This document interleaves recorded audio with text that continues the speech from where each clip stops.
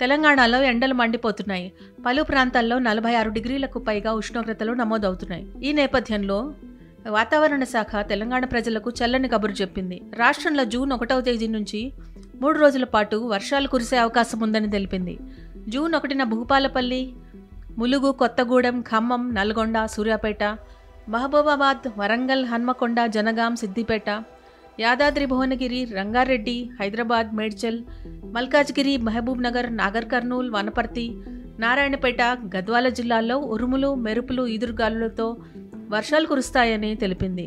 June 2, 3 తేదీల్లో పలు జిల్లాల్లో తేలికపాటి నుంచి మోస్తారు వర్షాలు కురిసే అవకాశం ఉందని పేర్కొంది. ఈరోజు నైరుతి రుతుపవనాలు కేరళను తాకాయని వాతావరణ కేంద్రం తెలిపింది. రుతుపవనాలు లక్షద్వీప్ మీదుగా కేరళలోకి ప్రవేశించినట్లు వెల్లడించింది.